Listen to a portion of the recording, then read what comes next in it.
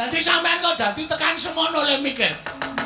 Bapak niku nek gelem dadi dewa, sampean mung titising Bathara Wisnu. Wisnu niku anake Bathara Guru. Ha ngerti aku. Semar iki sapa? Sang Hyang Ismaya. Ismaya iki sapa? Kakangane Bathara Guru. Lah kowe iki mung dadi anak keponakane Semar kok glelengmu liwat ukur kok. Upama ditonton iki dhuwur derajate dhuwur Semar karo Prabu Kresna. Bagong, aja wani karo kok Prabu Ndorowati. Sampeyan menengi ora?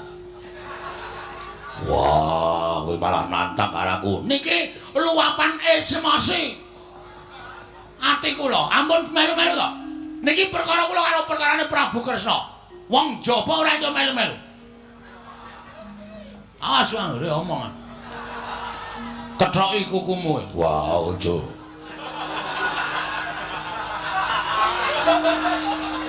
Nah, deleke ndak tak gawake kethokan kuku. Karo Dara kok wedi nek dikethoki kukune. Ora iso nggo nyubles.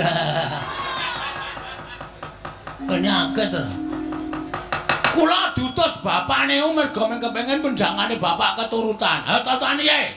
Totokan apa piye? Nek bapak mengko duwe niat kepengin kedunungan derajat pangkat geseh karo omongane. Bapak ora bangun kayangan ning kepengin kedunungan derajat pangkat, kepengin kedunungan bondo donya. Sampeyan rasa ngajar bapak. Bapak tak tempilingi dhewe nek sipate kaya.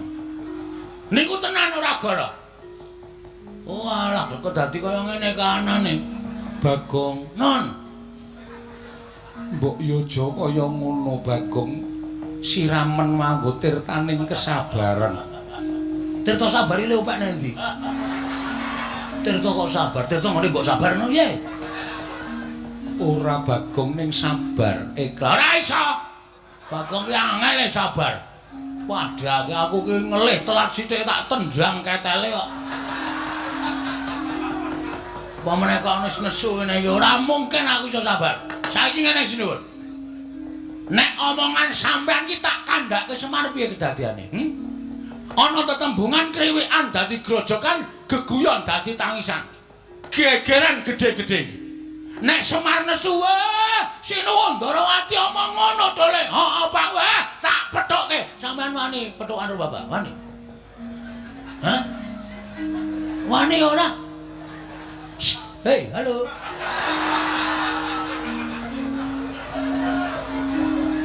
Wani ora? Nek nganti sampe iso ngalahke bapak aku meguru karo sampean 20 taun. 20 taun yakin. Ora guyon.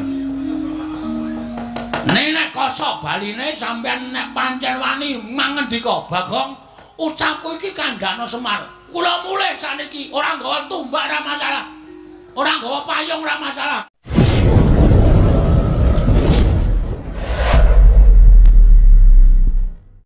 Putri. Ya ora nata.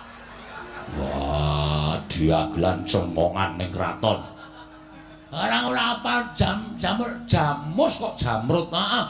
Jamus Kalimasada. Mula sowan-sowan sanipun Prabu Untadana menika ing sepisan inggih menika nyuwun ngampil pusaka 3. Tumbak Kara Welang, payung Tunggul Naga, pustaka jamus miyang jimat Kalimasada. Niku ajeng kula boyong teng Karang Kadempel dadi syarat srana bapak anggenipun bangun kayangan. Iya Bagong banjur kowe mau matur wigatine apa? Dene kowe duwe niat pribadi kelawan aku. Nah niku cekaos mawon kula nyuwun kawelasan. Tegesipun kula nyuwun dana prabeya ngoten mawon mboten sadi ubeng-ubengke. Ya wis mengko gampang Bagong. Nggih. Werkudara. Nggih. Piye Dimas? Aturing Kyai Semar lumantar Bagong iki mau miturut kowe piye? Yen miturut aku gegayuhane Semar mau apik, gayane Semar mau luhur.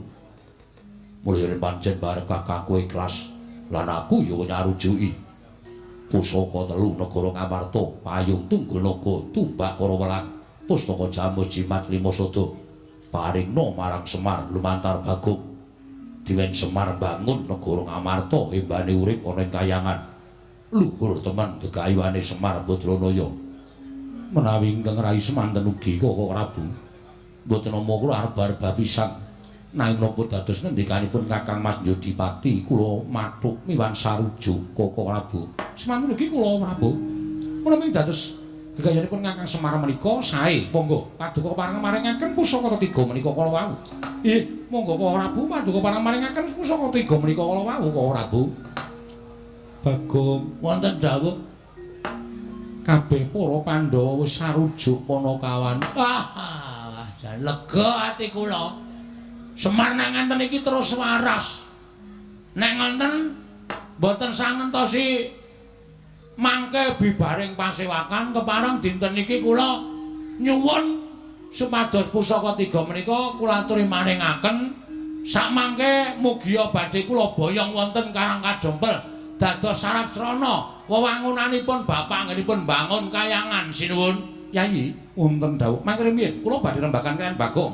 Yayi Koko Prabu wonten timbalan mestinipun menawi badhe paduka tindakaken menika kala wau kedah dipun petang kanthi nalar ingkang ganep dipun gelar tuwin dipun gulung sampun ngantos tuna ing tembe wingkingipun menapa to sababipun kula matur ing kados mekaten amargi setunggal namung derajatipun Semar kemawon nuwun sewu kula mboten badhe ngiyas kaliyan Kakang Semar kula mboten badhe ngembe kaliyan Kakang Semar babar pisan mboten namung Kakang Semar menika mestinipun ngila dhateng kawontenanipun namung derajate ngaceplik wong loro saudon telu saurupan wujudipun Semar kok badhe nyuwun ngambil pusaka negari Ngamarta 3 cacahipun tumbak kara welang payung tunggul naga pustaka jamus nyang jimat lima soto kula nuwun pangapunten nadyan sedaya sampun sami prisa bilih Semar menika dewa Ngejawantah menika panitisanipun Sang Hyang Bathara Ismaya nanging Semar menika kedunungan kulit daging mongko gesangipun sak tataning jalma wantah sing jeneng menungsa menika dunungan ina lali salah apes lawan mati.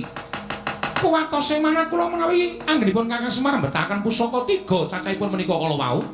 Sengadi kinarya pawadan badhe ambangun kayangan nanging gadhahi ancas gegayuhan sanes. Kados to, upami Semar menika mangke sasampun kedunungan pusaka 3 menika kala wau tumunten kepengin mukti ngawibawa Nyakrawati Mbau Denda. Semar kepengin urip mulya kebak derajat lan pangkat. Sinten ngertos jer Semar menika namung menungsa lumrah. Mila kedah dipun taliti langkung merpati dipun petang sampun ngantos buntung tembe wingkingipun. Amargi kedung jero iso dijajaki ning atine menungsa sapa sing ngerti lho Yayi.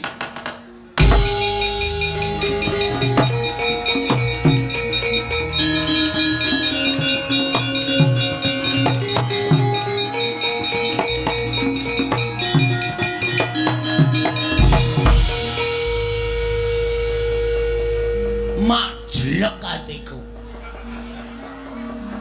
Bareng krungono wong ngomong kok nang kuping kok semelek kokean trebel. Bagong, aja kaya ngono Bagong sing sabar. Apa ngendikaning Koko Prabu mau pancen kudu dipeto. Mangriyen. Kula lara ati nek perkara niki. Sakit ati kula. Lah kok dadi ana wong sing ora percaya karo lahir batine bapak kula niku teng ati kula ngrasake lara tenan. Nek Semar niku gelem dadi wong duwe derajat, nek Semar niku gelem dadi wong duwe pangkat, ora sah kampanye wae do nyoblos Semar kabeh tak. Nek Semar niku mau wong kedunungan derajat pangkat niku tumrape Semar mung sampiran. Derajat pangkat bondo donya niku dudu ancas gegayuhane bapak urip ana ing alam padang. Niku kelara-lara. Bagong sing sabar menang. Wah. Sorry. Wong emosi iki mbah karangan. Ana sing emosi ngene iki mbah. Karo sapa-sapa kaya ora wedi. Nuwun sewu sinuwun, sampean ngendika pripun? Lho. Aku men kepengin Nyai Prabu Darma Kusuma kuwi emut kalan-kalaning Kakang Semar. Bapak kirang pripun kali para Pandhawa? Kula tak takon. Bapak kurang piye karo para Pandhawa? Aku tak takon karo sampean kres. Lho. Kok malah kurang ngajar karo aku ratu. Ratu wae tuwa aku mbangane Kresna. Mula aku ora basa karo kowe ora masalah. Ora ana warate. Sampean nglarake ati kok. Bapak Nyuwita Pandhawa niku kula wis matur ngarep to, ora golek bayar, ora golek pangalembana, ming netepi kewajiban minangka dadi pamomong. Bapak niku pengen bangun kayangan niku tulus lahir batin. Nyatane bapak omong kali kula niku karo brebes mili mripate. Niku tegese pancen lahir batin bapak kepengin bangun kayangan. Kok ana ratu sing ngandani bapak kepengin duwe derajat pangkat sarana kepengin melek pusaka 3, ya kuwi pusaka Tumbak Kyai Pleret. Nesu kok kleru. Aku ya ora nesu kok. Aku turu wis kok kleru kok. Lho, kok turu mlebu omahe tanggane ngerti glesah. Ditendang sing lanang aku. Lho kok nang kene. Dadi sampean kok dadi tekan semono le mikir.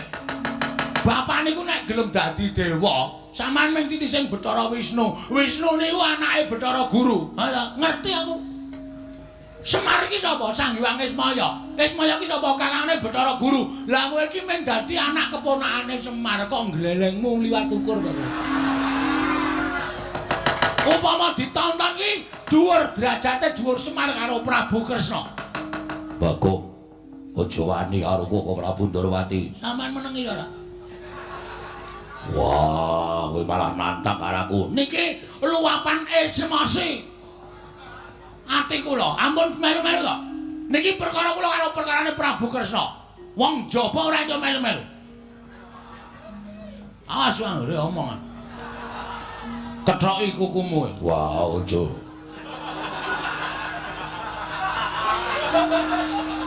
Nah, deleke ndak tak gaweke kethokan kuku.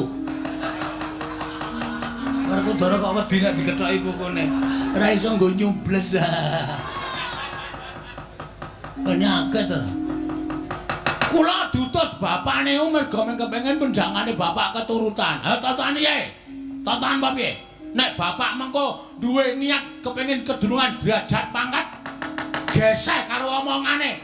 Bapak ora bangun kayangan ning kepengin kedunungan derajat pangkat, kepengin kedunungan bondo donya. Sampeyan rasa ngajar bapak. Bapak tak tempilingi dhewe nek sipate kaya. Niku tenan ora gara. Oh alah kok dadi kaya ngene kanane. Bagong, non. Mbok yo aja kaya ngono Bagong. Siramen nganggo tirtaning kesabaran. Nek omongan sampean ki tak kandhake Semar piye kedadiane? Ana tetembungan kriwikan dadi grojokan, geguyon dadi tangisan. Gegeran gedhe-gedhe. Nek Semar nesu Sinuwun Ndorowati omong ngono to Le. Heeh, Pak. Wah, tak pethokke. Sampeyan wani pethokan karo Bapak? Wani? Hah? Wani ora? Hei, halo.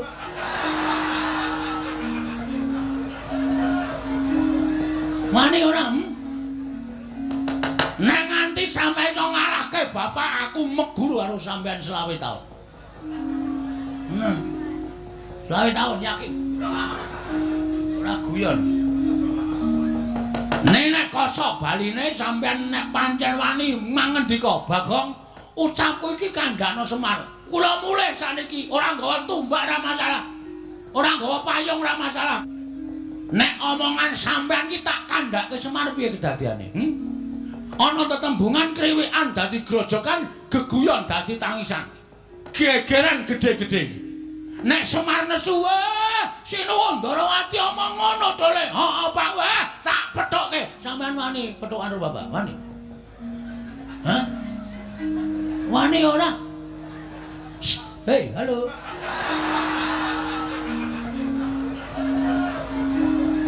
Wani ora? Nek nganti sampe iso ngalahke Bapak, aku meguru karo sampeyan 20 taun. 20 taun yakin.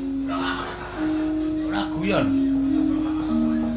Nek kosok baline sampeyan nek pancen wani mangendika, Bagong, ucapku iki kandhane Semar. Kula mulih saniki ora nggawa tumbak ora masalah.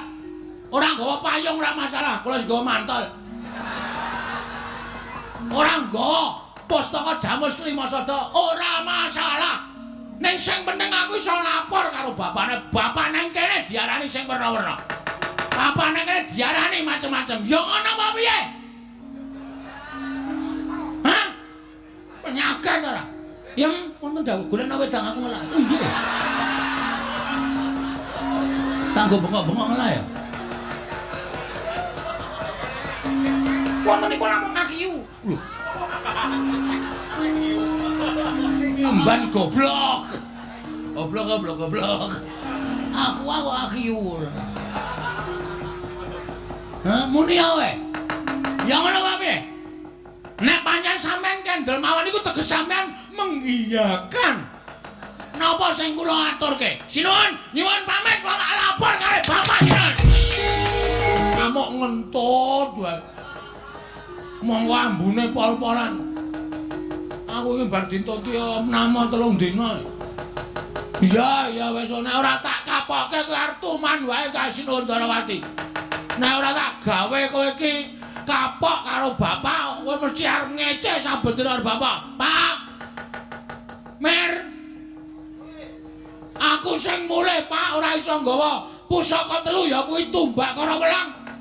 Payung Tunggul Naga Pustaka Jamus Lima Sada. Ning ana kata-katane Sinuwun Darawati sing menyakitkan hati, Pak. Nglarake ati, Pak. Mula bapak kudu nesu perkara iki nang nganti bapak ora nesu tak anggap bapak ora wani karo Prabu Kresna.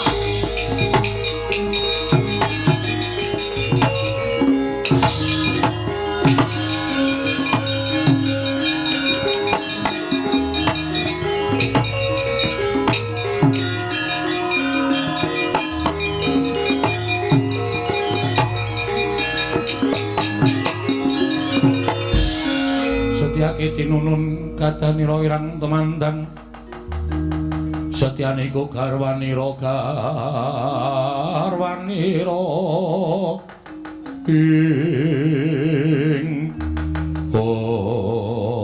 Bagong. Boten malih niki Ndara Setyaki. Iya. Enten apa, Gus? Kok ketingali kaya ora seneng karo Bagong? Pancen aku lagi ra seneng karo kowe. Kowe ya dipegat wae.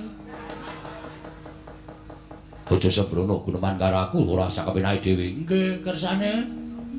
Kowe takoni ngaku. Nggih. Kowe wani karo Sinuwun Darawati?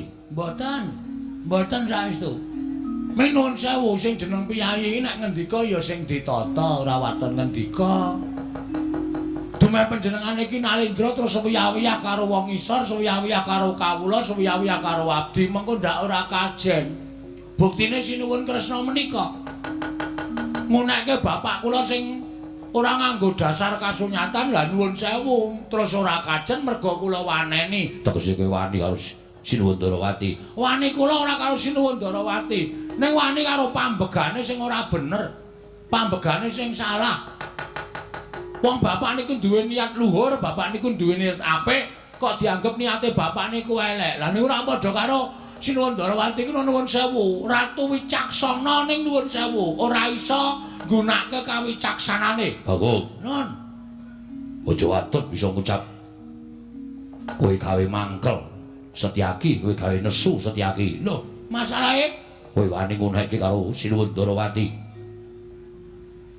Aku adine lanang, aku Senopati Darawati. Sapa sing nyamah asmaning Sinuwun Prabu Darawati bakal mati saka tangane Bagong anu Setyaki. Wale kowe. Ngedal ora kowe. Saka tangane Setyaki. Nah, mula nek nesu niku ditata atine.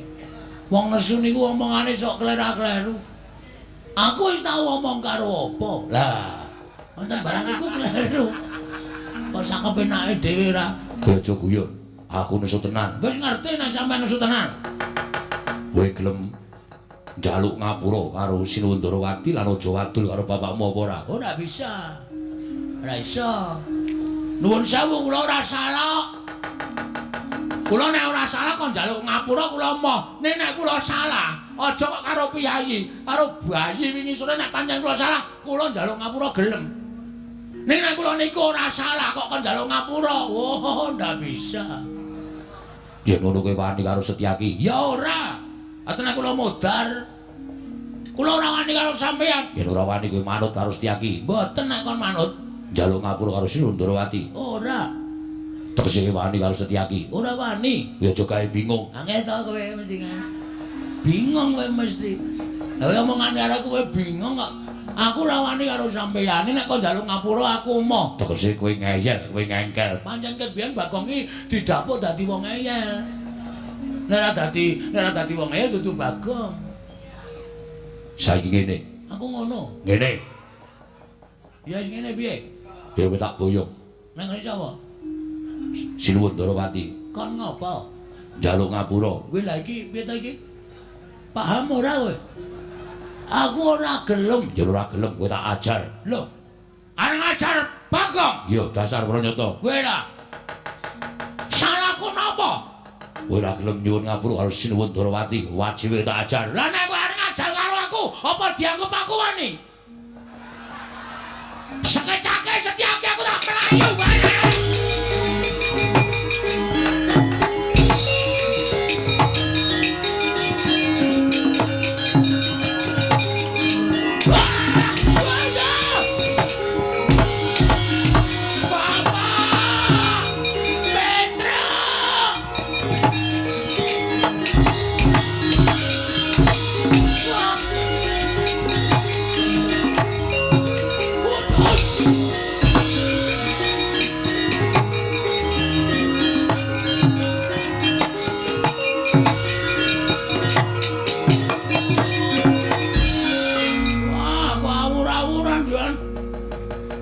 Banter banget kok meso kerantapan kaya ngono aku.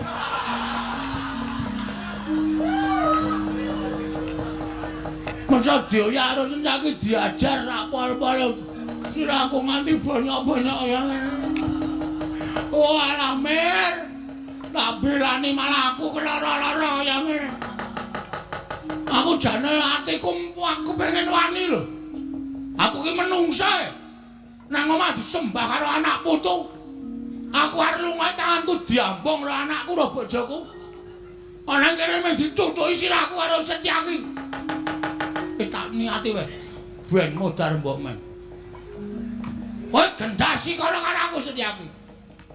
Ayo, nek pancen lanang, aku arep ngejoni ngene pabaratan.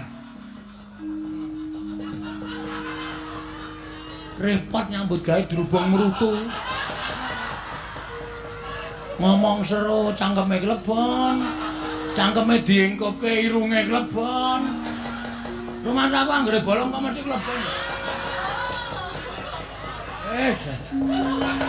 Iki ora mlayu. Ngrekoso iki Setyaki nek wis ngamuk awur-awuran. Ya engko nek nganggo tangan tok nek nganti nyekel godha wesi kuning. Pruk modar aku. Tak omongke bapakku mbok dadine kanan negara.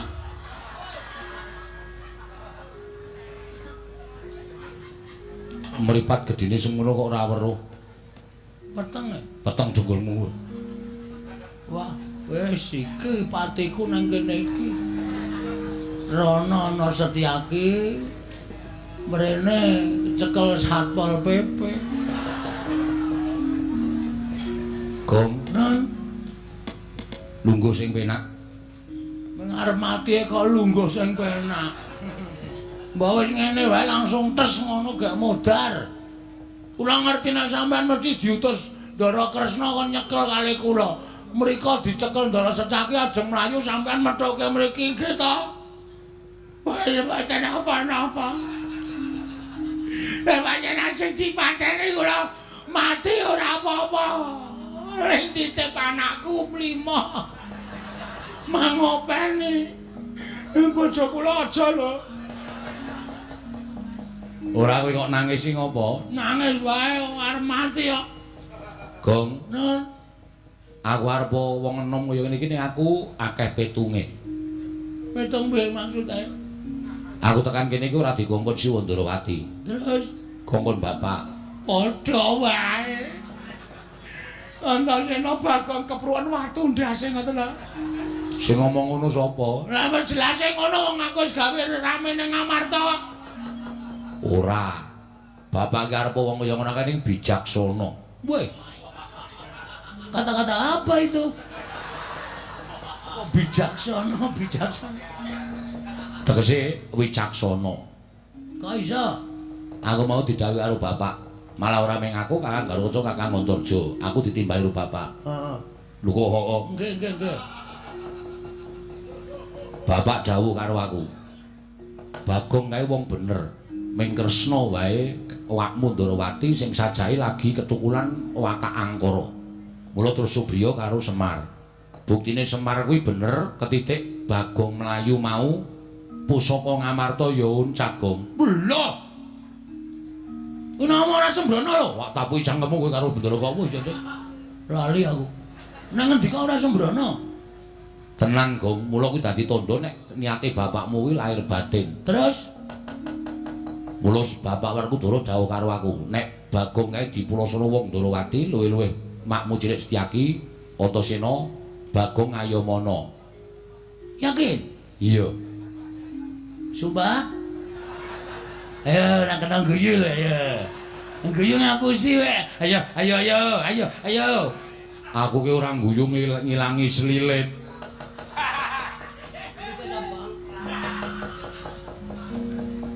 Satria kok seliliten ora. Ora guyu to? Ora. Lahir batin. Lahir batin. Makasih. Iya. Terus Saiki tak ewangi ora usah wedi karo Majelis Setyaki kono maju meneh. Nek kowe diantem ora usah wedi. Nek kowe lara tak tambani nek mati tak uripke. Terus Maju meneh. iki jane namane omongane ra kena digugu maling sampean. Lho, kok piye to? Wong aku ki dituthuk pisan kowe mantra sirahe kok maju meneh. Atene modar. Nek mati tak uripke. Wah, iso wae. Iso. Nganggo apa? Iki banyu sumut. Ki tak peres metu banyune. Wah. Sepet dengkulmu mlocot kowe. Tak peres metu banyune tak tambahke ning kowe. Nek kowe lara tak oleske mesti tekaning pati. Nek tak olesi mesti urip. Wah iki teke sembrono iki. Kudune iki nek diolesi iki urip. Aja tekaning pati. Aku ora payu nek doleske kok malah mati iki. Lambemu iki. Lho mau nek lambemu. Maju. Mah, kula ndak lara. Kula kepengin maju ning ora krasa lara. Lah nek kuwi ya iso. Carane aku tak manjing ning awakmu. Manjing nang kene? Iya. Sedeng po? Sedeng wae. Kowe nek aku wis manjing ning awakmu, kowe diantem ora ngrasake lara, patene ora iso mati. Wah. Wis kene gawe yo. Teng ndi? Oh, kene. Napa metu riki? Riki ciut ning ngombo.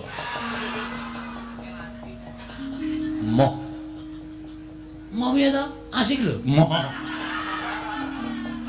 Iki senengane werna-werna. Kowe ngampet ambegan. Nen? Ngampet ambegan. Aku tak mlebu ning awakmu kanthi sarana cipta. Oh nggih. Saniki? Ya. Wis ya. Kowe wis tak njingi, kowe arep ngopo-ngopo iso, kowe dadi wong digdaya, dadi wong ampuh. Bar ambles bumi wae iso, Gong. Masa. Tenan aku ora ngapusi. Mbok. Wis ya toto-toto ya. Aku tak manjini awakmu. Nek aku manjini awakmu dadi wong digdaya. Mbah, trawat wae ora. Lan jeblok wetenge. Sekarang tak gawe ngrekoso. Wis yo.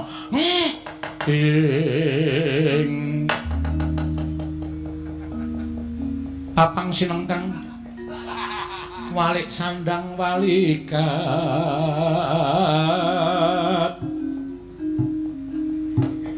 godhek kok simbar jojo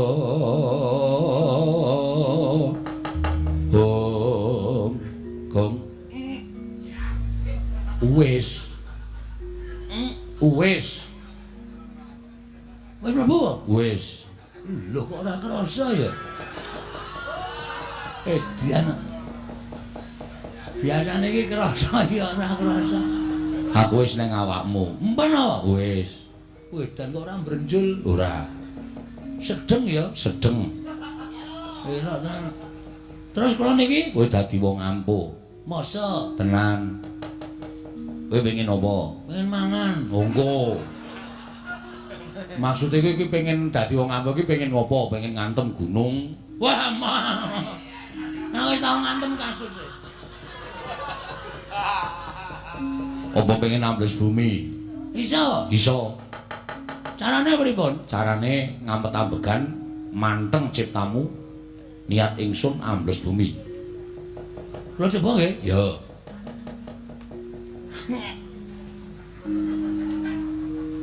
Iya. Ngopo kok ora sida? Ngono ora ambles aspal e. Maduk ngono ya menyonyo tenan. Yakin, kowe yakin iso ambles bumi. Nek nganti ora iso kok nyalahno aku. Nggih. Niat ingsun terus bumi. Nggih. Iso to? Saged e.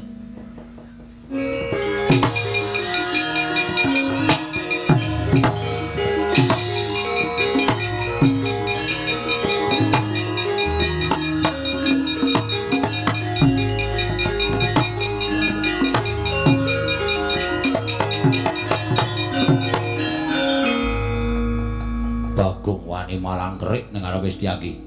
Mau aku kalah karo kowe. Saiki durung karuan. Lho. Wani nantang karo aku. Aja meng kowe Setyaki. Kresna kon maju mrene. Parat. Sumbarmu malah saja kowe wani dilat besi abang. Kulino aku dilat besi. Padake. Yen kowe wani tenan karo Setyaki. Apa sing tak wedene? Dibantangan pecah siramu. Kowe iso mecah sirahe Bagong meguru karo kowe 35 taun. Do tambahi 10. Tambahi 10 isih cerewet to temen. Mati dening aku. Pangga tak ayunan. Apa wae nek tantang-tantangane piye? Mati dening aku. Terus isine muni piye? Pangga tak ayuni. Wah, tak kira nek tak ayunan. Basa ora ngerti. Iki merganing patimu. Tanda dari sekaran sinom Barijoto. Sekaran jinggo. Sekaran jinggo. Aku ki nek tantangan ra tau iso. Tanggo gathel siramu. Apa? Tanggo gathel siramu.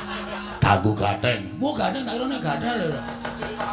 Wong edan pecah. Ayo ngejak apa lah turuti.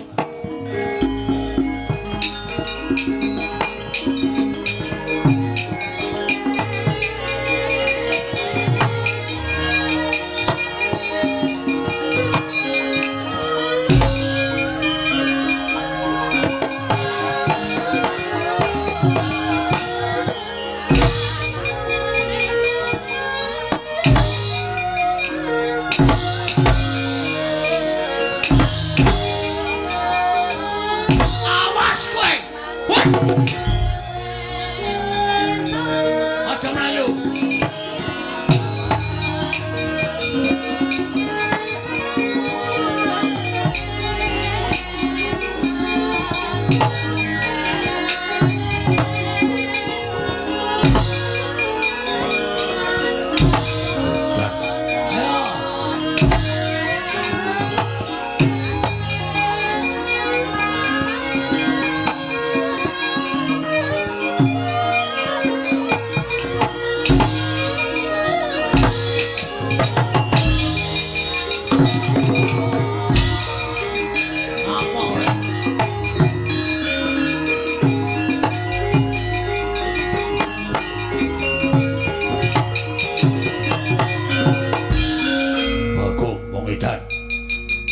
Satria diceblokke jero banget. Piye, ha? Kalah to karo kowe. Kalah kowe karo aku. Aku saploke mundur iki mau ketemu karo sapa ya ngarang sik sapa ya. Karo Bathara Narada. Lho. Bathara Narada. Merengi aku Wahyu Kaprawiran. Waduh. Mula aku sawise entuk Wahyu Kaprawiran aku digdaya kliwat ukur nang kowe kon nyeblokke luwih jero apa piye? Aja, Bagong, aja. Ngene wedi. Ah, ra sembrono. Ayo. Sak wudel isih kurang jero, ha. Panenetke meneh. Bagong, ora edan, Bagong. Bagong. Kapok kowe sak dodo saiki. Ayo. Ayo. Muni kowe sarwane. Bagong aku njaluk ngapura. Bagong aku njaluk ngapura aku wis kapok tenan. Bagong aku njaluk ngapura. Ora bakal tak wenehi pangapura. Wis notoki gundulku nganti moncrot ngene. Ora bakal tak wenehi ngapura kowe. Jebloke ngentah nganti entek sirahmu blesek nang lemah kuku kerkane kacang.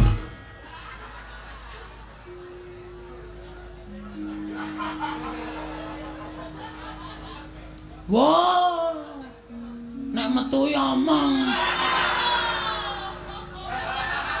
Metu ora omong-omong. Kene ra ya ora ngerti to. Wah, payah iki ora. Semene iki nek metu ki muni wis ngono. Ora kok meneng wae. Kene le arep ambles bumi mempeng gedaduk aspal sirahku ora. Lah kowe tak pikir-pikir saya suwi saya gleleng, saya sombong, wegah aku. Ning jero panas. Weh, jero ki tak AC. Dengurmu mlojot. Ana weteng kok dipasangi AC ora. Mas Setyaki Anggir Antasena ingkang ngrencangi dhateng Bagong. Heeh. Mundura. Aku diutus bapak kon ngayomi Bagong. Mula sampeyan tak dudut saka bumi. Ya, ngene. Lenggah sing prayoga. Terus saiki aku arep nanting karo sampeyan. Arep teruske nyekel Bagong. Menawi kula terusaken, mungsuhe dudut sapa-sapa? Aku. Ayo jajal kok piye? Arep aku luwih enom, yo jajal. Jotos-jotosan menang sapa? Mudyar we. Padake iki gentone. Engko jotos-jotosan mempeng ae muni ya. Wani ngono, oh sampluki tenan. Nggih, kula namung ngestakaken dawuh. Bagong ora salah, Le. Sampeyan dikongkon karo ratu Gustimu kena. Sampeyan iki ngabari karo Siwa Ndrawati kena. Ning nuwun sewu, dawuhing Siwa Ndrawati ku tok petung. Bener apa luput? Nek bener tindakno, nek luput aja tok tindakke, mengko ndak kowe ora dahar nangkane, ndak gabul pulute. Tegese ora ngrasake perkarane ning ngrasake dosane. Iya, nggih. Ha, wis kono kundur. Menawi kula dipun dukani Siwa Ndrawati, malah golek dalan liyane dalan kene sing mbaku sampeyan kundur, rasa melu-melu. Nuwun sewu lho, ora jeneng ngarani pepundhenmu Siwa Ndrawati dina samangka lagi katabetan tumindak sing ora prayoga. Mula aja nganti sampeyan melu-melu mengko ndak kena dosane perkara iki, ndak suwun majelis daki kundur wae ning garba ruci. Ngoten nggih, Ger. Nggih, jaluk pamit kula wangsul dinamati.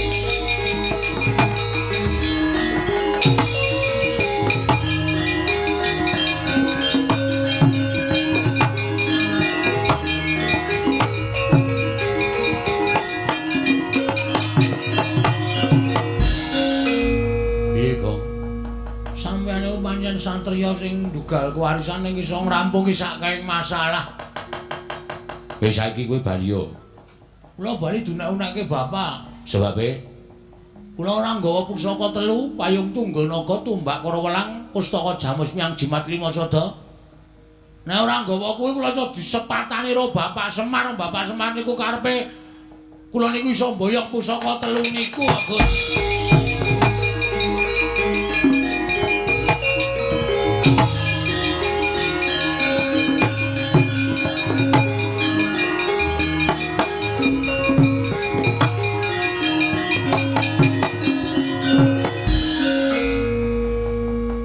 Sawangen mburimu kuwi. Lho. Rongsokane sapa iki? Ora nganakal to. Tak omongi ya. Kuwi tumbak kara welang, payung tunggul naga, pustaka jamus lima sada. Kuwi tak kandhani. Arepa pusaka kuwi biyen kedadian saka ratu-ratu Digdaya. Mula aja tok sepelekke. Kowe ngucap sak penamu dhewe kuwalat karo pusaka kuwi iso welempoh selawase. Wah, mbok ampun ngoten, Den. Omong kok senani cerbang-cerbung. Oh ya ceblang-ceblung. Cerbang-cerbung kok ceblang-ceblung. Mulane omongke diatur ora sak penake dhewe. Nggih nyuwun ngapura. Wis kuwi gawanen. Nggih. Aturno bapakmu. Nggih. Mengko nek bapakmu takon pusaka telu kuwi diaturke, ora lega atine. Lah terus Pandhawa? Pandhawa sak pirangan wis merono. Aja kuwatir.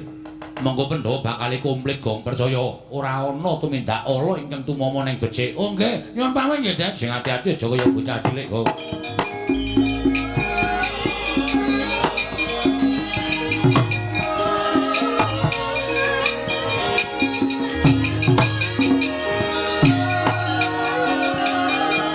Toko, yo Semar.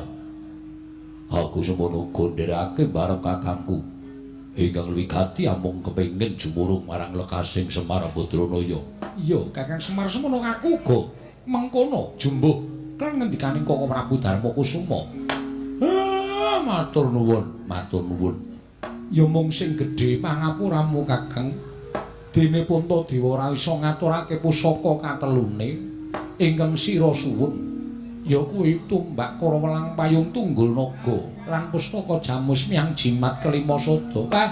Ampun kuwatir. Pusaka telu niku wis melu kalih Bagong lan pun diaturke kalih kula.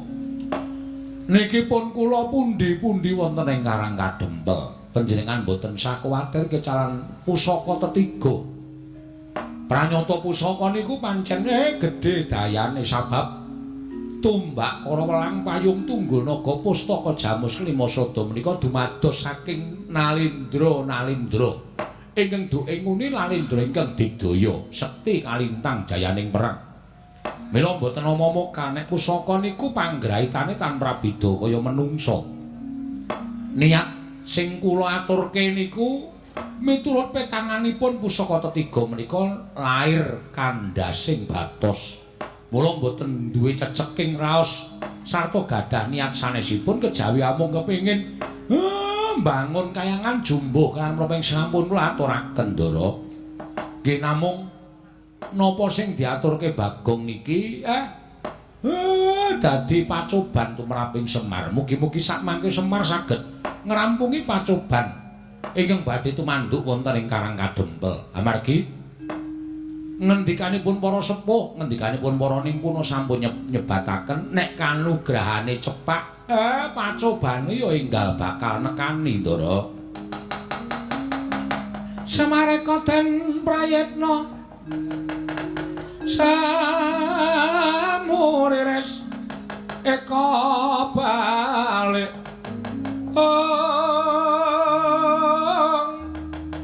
titiyani gandayani Trisanya purnama sasi gilar-gilaran ing tengah latar milang lintang Bima Sekti banjur miturut Kakang Semar kepiye mang ngaso sawetara wonten Karang Kadempel monggo nek pun padhang lajeng miwiti mbangun kayangan ing sing wigati sampeyan ampun kondur latri lenggah prayogi luwih wonten Karang Kadempel Ndara Tentang wining samudra ing langun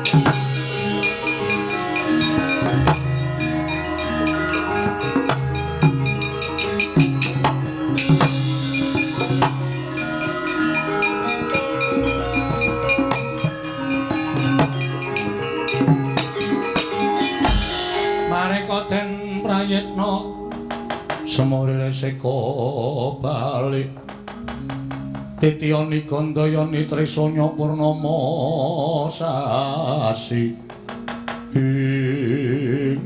Lancur-lancur Pandhawa. Iya, Kek. Aku sing tekan Karang Kadempel. Ndara Gatotkaca wilujeng. Iya, Kyai Semar wilujeng. Ndara Antarja wilujeng. Iya, Wah Semar slamet tekaku. Kenapa? Nututi tindake Kepunden Pandhawa ingkang sowan ana ing Karang Kadempel. Jarine ati kakene Semar bakal bangun kayangan ana negara ing Ngamarta. Kek, para putra Pandhawa jumurung kersaning kakene Semar. Mula aku sak kadang iki samapta ing gati sawiga ing diri njaga marang Karang Kadempel. Aja ngantun ing bakal ngagru-agru gegayuhaning kakekne Badranaya, Kek. Gunjang Kanjeng langit kelap-lapaton. Lerkin sanging risang mawe gandrung. Nala gareng Petruk Bagong. Ndaramu iki ladenana ya, Dole. Aku tak nemoni ndaramu Pandhawa. Mengko ndak dikira aku nglirwake marang kewajiban. Oh nggih Pak Sendika, nggih Pak Sendika, nggih Pak Sendika. Sing ati-ati nggonmu ngladeni ndaramu aja nganti gawe kogel kagelan penggalian ndak ora prayoga. Oh siap, oh siap, oh siap. Wis Bapak mboten sak kuwatir mang nemoni Pepunden Pandhawa niki ndara-ndara kula nom-noman Pandhawa kula temonane Pak. Ya sing ati-ati kala gareng Petruk lan kowe Pak.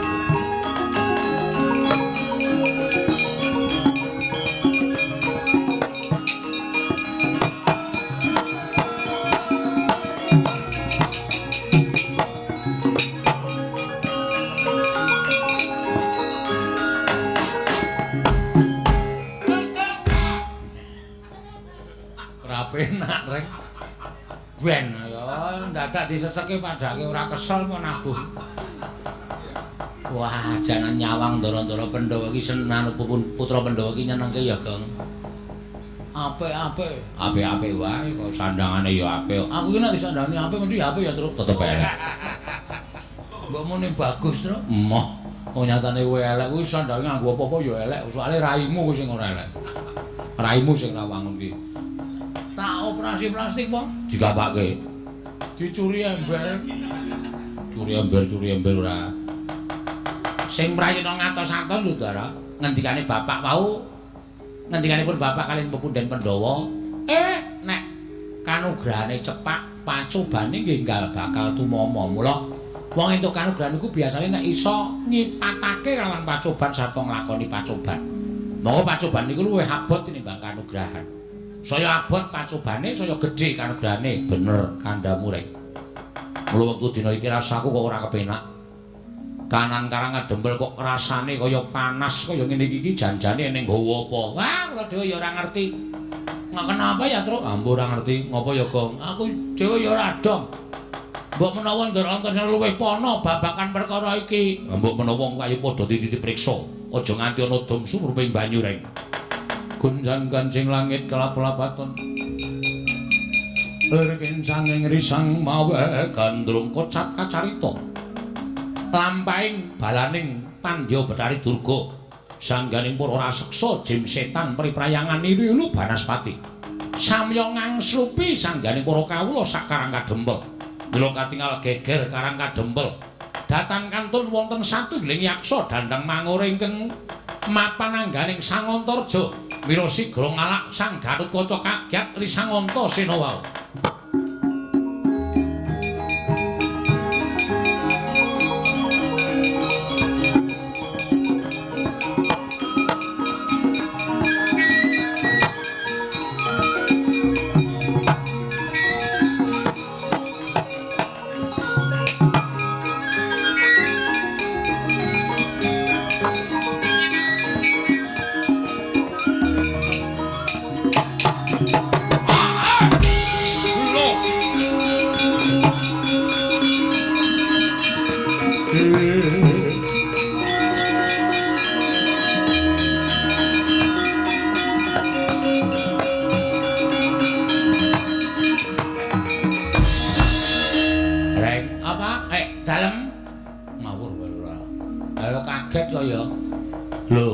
Sing tak kuwatirake kababar dadi kasunyatan. Lho, lha pripun? Kakang Antarja ora ngopo-ngopo kok dadi greng kaya buta. Malah Kakang Gatotkaca dilarak kaya ngono kae. Nek ora tak rampungi ndak malah salah kedadian. Mandara.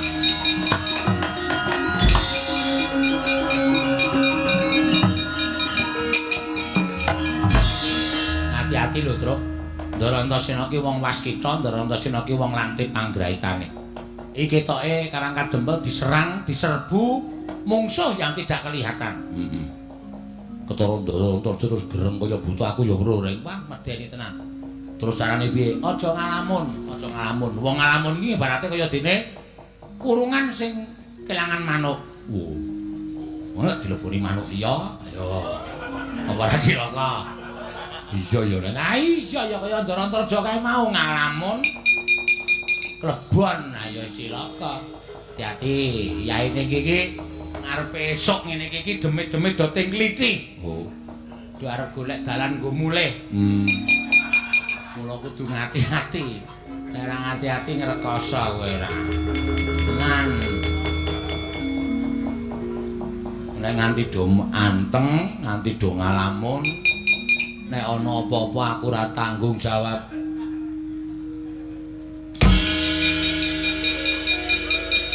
Ayo. Wah, tenan. Bagong kang slupan kae. Turu kakane didugang raine nganti glagong. Gong, wah jan eling lek kowe iki apa to, Lek?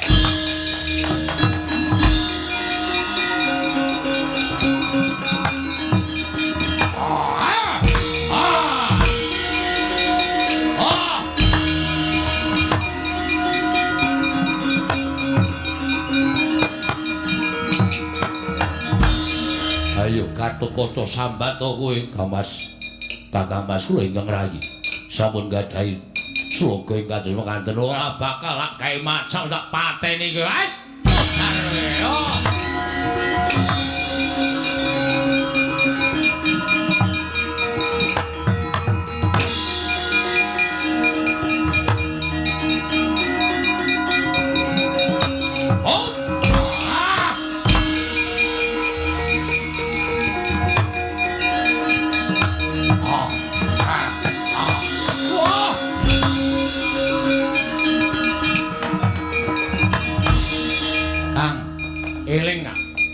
Eling kaya adimu lanang kok malah tok perwasa, Dimas. Dimas, peteng paningalku ora weruh apa-apa. Nanging saiki pun Kakang wis eling Purwodaksina. Yai, walana pun Kakang. Wis eling, Kang. Wis syukur, syukur Kang, Pak.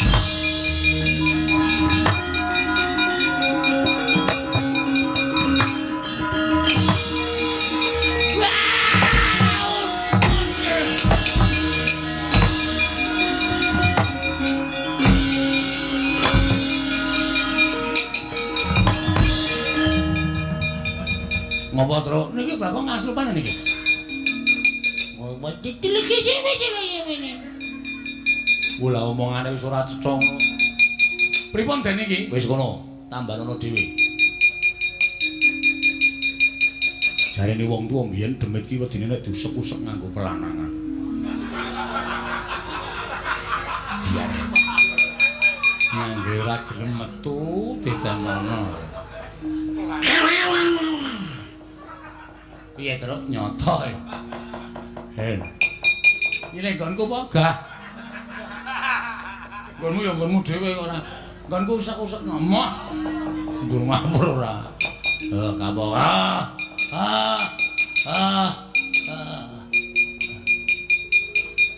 Kapok ora.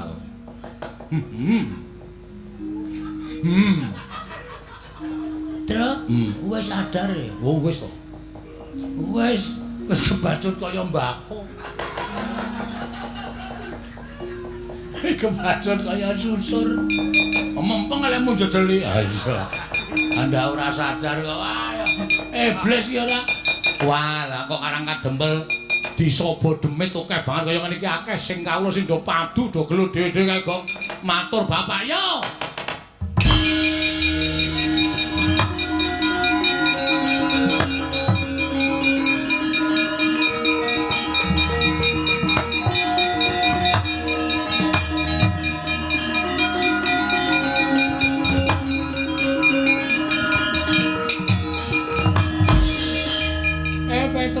napa? Karang Kadempel geger, Pak. Ndara Antasena Cubriya Karang Kadempel kok sumuke ora jamak. Bareng ngono kok Ndara Antarja kang supan demit kawula Karang Kadempel akeh sing padha kang supan. Sak keluarga padha congkrah, kanca padha gelut dhewe-dhewe. Nyemanggake, Pak. Lah pancen setan ratatanan. Durga ngumpul-umpukke wadya barane kon ngiri godha kekarep aku. Demit pirang-pirang, Pak. Wong arep nyingkirke demit iki gampang. Nyuwun daya kekuatan. Tak paringi aja kuwatir. Mantra iki apalno. Kowe nek ketemu demit, mantra iki unekno, mengko demit kuwi kobong. Napa, Pak?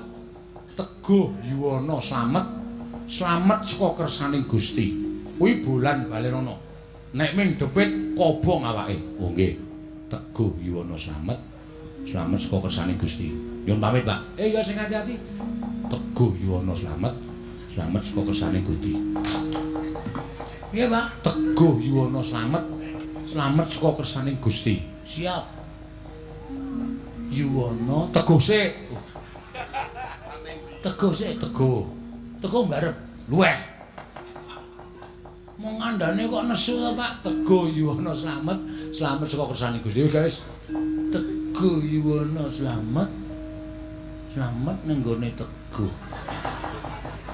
Yen kae ora klera-kleru. Yo Gong yo. Yo, aku ora apal e. Ora apa-apa. Waton kendele ora apa-apa. Udus. Teguh yuwana slamet, slamet saka kersaning Gusti. Teguh yuwana slamet, slamet saka kersaning Gusti. Biar mantrame Bapak mandi. Ayo kene sapa ketok. Teguh yuwana slamet, slamet saka kersaning. Waduh, iki medeni banget iki. Ora kuat aku nyawang.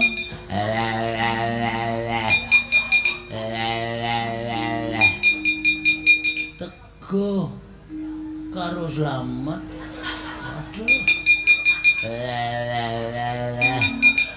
Teguh yuwana slamet, slamet dolan karo yuwana. Wah. Aku ora apal. Teguh yuwana slamet, slamet saka kersaning Gusti. Teguh yuwana slamet, slamet saka kersaning Gusti.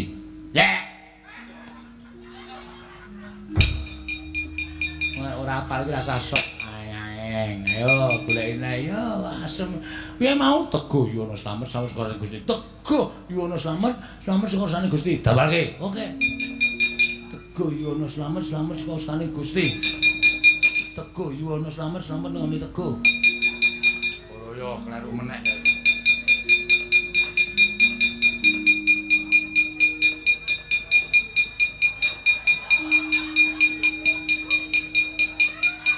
Ayo Gong jajal kowe apal ora? Oke. Teguh yuwana slamet, slamet saka kersane Gusti. Teguh yuwana. Aseme aku jane wis apal dadi kisruh. Mergo dijejeli. Lemet kaya ngono. Teguh yuwana slamet ngaco dah. Piye Gong sukses? Sukses apa? Cokot e. Mangkel aku. Iso pas karo cangkemku. Mandluk. Yo. Ih kowe. Ih kowe. Monggo senengane ngeplaki terus ora.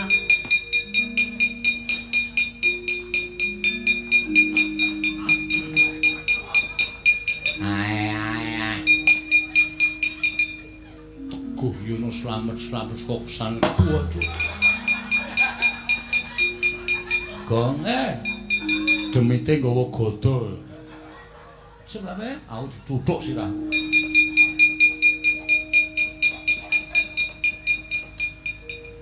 Udu godha to. Apa? Kolor. Kolor kok dawa banget ora. Waduh. Rasa men to iki. Teguh yuwana slamet, slamet saka kersan deluk. Gatrek. Go Yuwana slamet, slamet saka kesek.